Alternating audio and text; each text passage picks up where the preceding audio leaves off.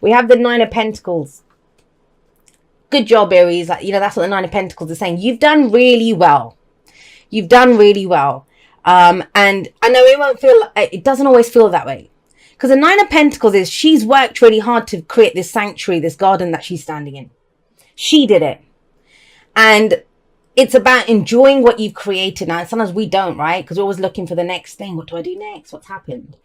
And you've got Judgment here and you've got Death coming up here. So that is rebirth, death, transformation, dark night of the soul energy, if you want to call it that. But you survived it. And that's why I say about the Nine of Pentacles, whether you are in a studio apartment that you're barely making rent on, whether you live in a mansion, you know, or whether this is your peace of mind and, you know, you've gotten to a good place in your relationships and your boundaries and all that physical stuff, because Pentacles is always like our physical body, our homes, our possessions, our savings, our investments, even our relationships, but anything around physically the support and stability that we're creating, if I could speak, right? It's that. Now I kind of get the sense with Judgment coming up with this, that, and with Death underneath it, that it feels like there's been a lot of loss. It's been a lot of loss, but you're still, do you see that? I hope you see that. I hope you see that, how just surviving it or getting through it or still being able to remain standing after everything that you've been through, that is a big deal. That is a big deal. So hats off to you. Kudos to you. Pat on the back for you. You know, just know that I love you guys for this, that you did it. The Nine of Pentacles, you did it yourself. Next challenge is coming in though. And I get it. It's taken you so much to get to this place of stability after this. This is the dark night of the soul energy. This is where there's been a death. Judgment calls for a decision, and it's a decision that's going to change everything. And I kind of feel for you guys, it's going to threaten, I don't know the word threaten, but to threaten that security and stability. Now, it's not in the sense of the Four of Pentacles. Both the Four of Pentacles and the Nine of Pentacles speak about comfort zones. And the Four of Pentacles is that I don't have enough to give to this. I'm stuck. I don't want to risk it. This is also the same. It's where that becomes a gilded cage now. Whatever that sense of stability and security is that you've gotten, it can feel like a gilded cage. Why? Because it took so much hard work to get to that place of stability. And it's like, I don't want to risk it again. But the Nine of Pentacles tells us, enjoy it, but know that there is a whole world out there to explore. A whole world out there to explore. And that's been a repeat message that's been coming up a lot in Sagittarius season for a lot of people, and the challenges and stuff, which is we kind of feel like we've achieved something. Hopefully we do. I know a lot of people don't, because we're still, oh, I haven't got this yet and I haven't got that yet. And it's like, no, look at how far you've come. Look at how much you have achieved. But it's about drawing a line under that now. It's about upping your game. That's why Judgment is a judgment call it requires. But it's going to be killing off an old version of us so that a new version can be reborn. So there's a second chance here. But when we say second chance, it's not doing something again. It's not doing the same thing again. You're going to have a new life now. So that old version of you, that's gone. But the thing is, we don't want to leave it, right? Because that was, I get it, because I've been talking a lot about my inner warrior, and you guys are the warriors. I actually just said to a friend, because I had a quick chat with her, and I was like, okay, I need to go now. I'm going to go read for the warriors. And she said, you are a warrior. Even my warrior nature, that comes from Aries. That comes from all the Aries in my chart. The natural warriors. And my progressed moon is in Aries. Sorry, I'm hitting the mic here. My progressed moon is in Aries. So, you know, that's why a lot of that warrior path stuff has been a big part of my journey the last couple of years. That's starting to switch up. That's starting to switch up. So it's then what we see as a fight. Or, you know, the battle might have been outside in the real world before, like to get our finances straight, to go for the work that we want, to get the relationship we want, to get our independence, whatever it was. The nature of the fight is about to change, Aries. And I understand that. And that's difficult because you're so good at how you did it before, but you're about to do it in a different way. These two both say that. This transformation and change that's happening, it's you. What you see as a battle. Because the stuff that other people see as a battle, that's easy for you. Just saying. You got strength here. It's a past energy. strong. You dug deep. You got the courage. You've kind of, and you know, strength isn't always about the fight, because she's the one that has the strength, not the lion, right? And it's about surviving. It's about, you know, enduring. That takes strength. Digging deep, sticking with it and stuff. That is all strength. That is all strength. And you've done that. Like, you know, there's a big confirmation here, even if you don't feel it for this, that you did so well. You did so well. And I say that often to people that, you know, you are a warrior. And I used to say it to people with chronic illness, that, you know, you're a warrior, that some days just breathing, sitting up in bed, that makes you a warrior. When it's easy, when you're flying high, there's no warrior needed for that. We don't need a warrior during peace times. We need a warrior during war times. And the fight's about to change. I'll say that for you. And it's bigger, but it's more, this was like training camp. That's what it feels like. And a lot of you are probably thinking, what, Jay? Don't say that. It will get easier, I promise you. This is the phoenix rising up from the ashes. Phoenix rising up from the ashes. There's a new you being born. You are equipped for this. Please trust that. But what happens is we've got swords coming up at the heart of this, and that's the Seven of Swords there. Sevens always ask us one question. Is it worth it? Is it worth it? Now, if you get the Seven of Swords, is it worth the risk? Do I need to plan this a bit more? Does it, you know, she's trying to avoid something. Seven of Swords person is the thief and the knight. That's why it's seen as the lie, cheater, deception card. But we can't really lie to ourselves. And whenever the Seven of Swords comes up, even if there have been lies or, you know, things being hidden, they usually come out when the Seven of Swords comes out. Especially if the sun comes up anywhere around this. We don't have the sun, but we have the star coming up there. And this could be something that, you know, we've been hiding, and it's time to bring it out of the shadows. We'll get a clarifier for that and see what is around that Seven of Swords. That's the heart of everything. Is it worth the risk? That's what you're doing right now. Is it? And doesn't that tie in with what I was saying about the Five of Swords? That is it a battle worth fighting? Is it worth getting into this?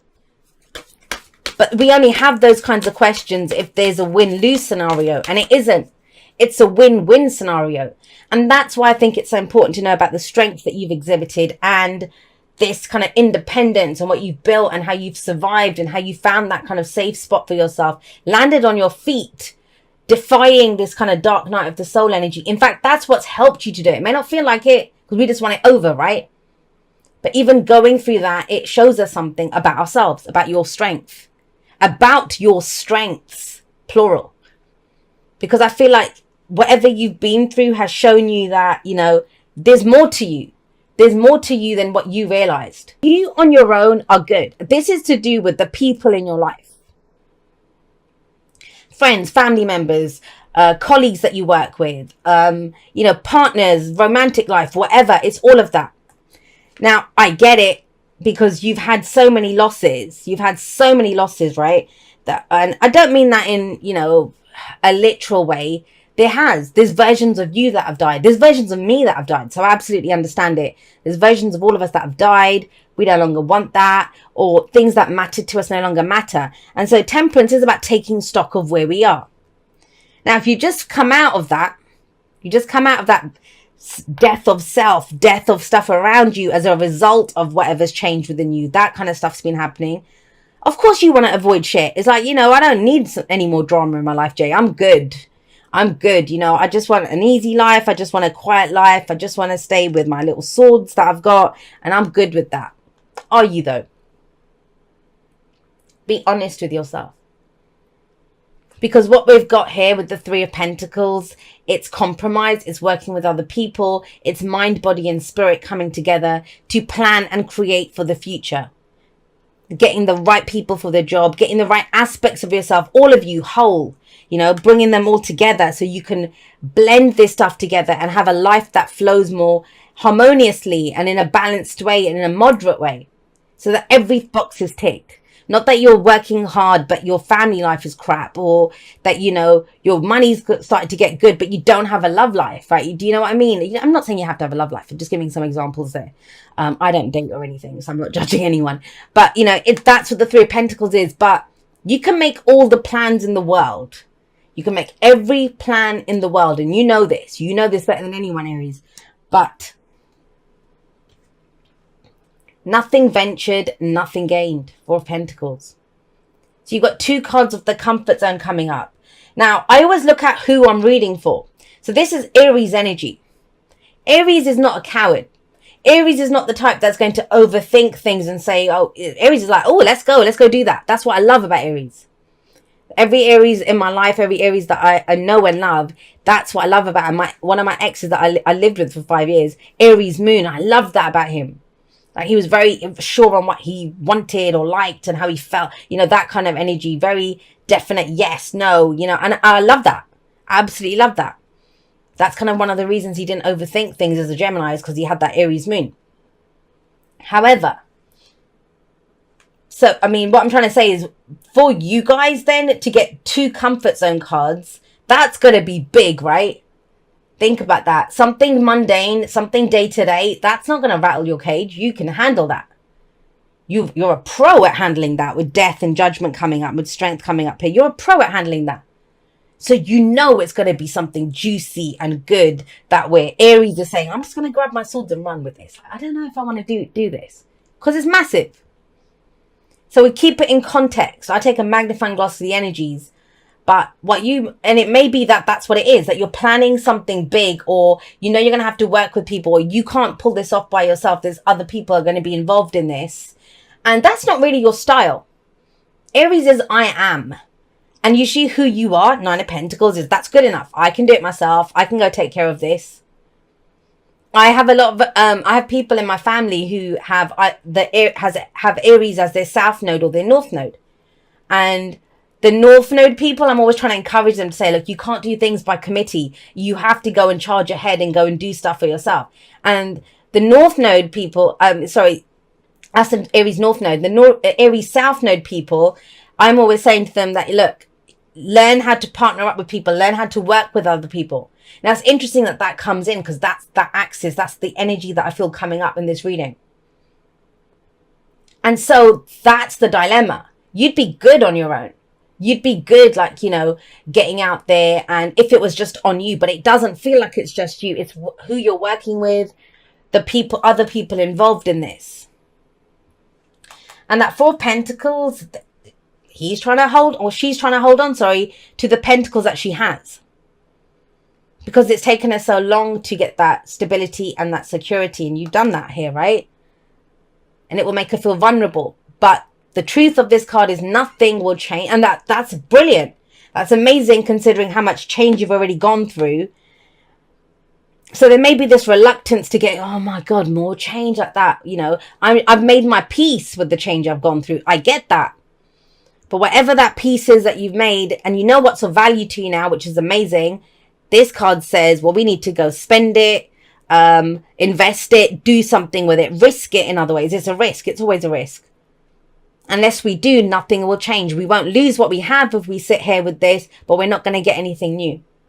This is truly, you know, when people say, will stuff change? Or, you know, which I don't advise people having those kinds of questions with the tarot, because it's up to us. If this card comes up, it's a no. It's like, no, unless you do something differently, and unless you risk that stability, that security, come out of your comfort zone a little bit, nothing will change. And I understand it is a direct contrast to the change that's been happening around you. It feels like you're in the eye of the storm. Like, around you, there's a storm raging, and you found the eye of the storm, and you're sat there and you're like, okay, look, everything's, but it's not real, because there's a storm raging around you. And for you to kind of get out there and live a life, and to create more, or to go follow your dream, or to go do whatever, you're going to have to get from the eye of the storm to outside of the storm, which means you're going to have to pass through it. That's what I think I keep calling it a fight or an argument. And it's not an argument, but the conflict, whatever it might be, inner conflict, outer conflict, the conflict of taking a risk, the conflict of showing your hand, you know, whatever it is that you've been working on in the shadows, the secret. It's that. That's what gets you out of the storm. So please start thinking that if you're, you know, with that, it's compromise. And I don't mean compromises and compromising your values. I mean, we're talking about storms here. if you think about an oak tree, I love oak trees. I'm also talking about oak trees. If you think of an oak tree, if there's a storm, it will, it will sway and stuff. It's not going to just topple over. We had a cherry tree, I remember when I was a kid in our back, and the roots, there was a massive storm once when we were kids, and it kind of tilted a little bit, but we had to get it chopped down eventually because the roots were so far underneath the houses that it would have ripped up the foundations of the houses if that tree had toppled over and stuff, which it wasn't going to. I don't think they actually needed to chop it down, but hey, that's just me. So it's having your roots so far, and your roots are good. That's what I'm trying to tell you. 9 of Pentacles strength. Your roots are good. You can weather the storm. Knowing what your deal breakers are, but being flexible on everything else. Everything else you're flexible on. Now, that's where you are right now. Very much focused on, this is where I am. I want everything to be however you want it to be. But the star coming in says it's about time. You're going to pick your star to go forward. What is your star? It's the wish. This is the major arcana version of the 9 of Cups, the wish card.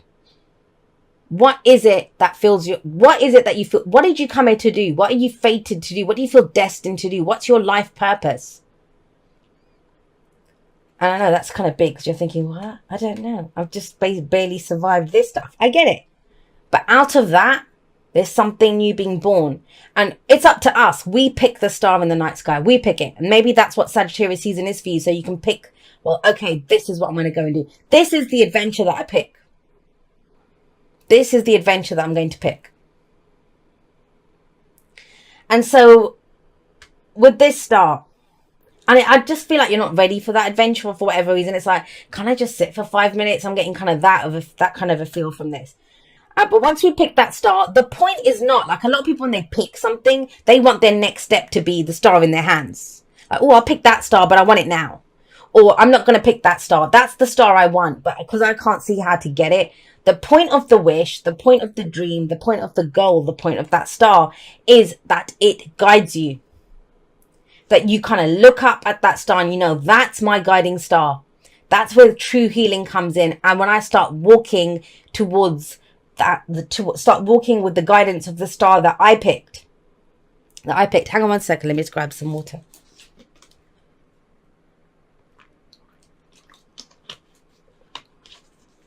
Sorry, I've been talking all day. My throat starts going by the afternoon.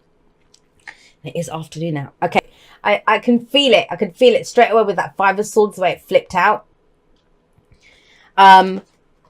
Let's talk about this first.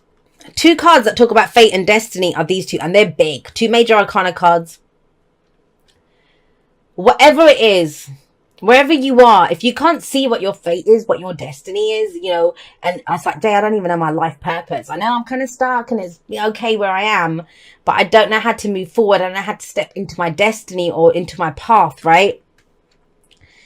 It's because when we try to block off and keep safe what we have, we kind of try to keep it safe, right? The boundary. That's what I mean. The boundary can become the comfort zone. We don't even realize it because it once upon a time was an extension of our boundary, but now we're used to it. We're good with that. But when we do that, we not only keep out the bad, we also keep out the good. We also keep out the new. To stay put where we are, holding on to what makes us feel safe, we don't have, how do we move forward from there? And this is massive. Like, this is opportunity coming in, the wheel turning. That's Jupiter. So as a timing card, I've been seeing the Wheel of Fortune a lot. This may be to do with, when Jupiter switches into Capricorn. That's a big effect for you.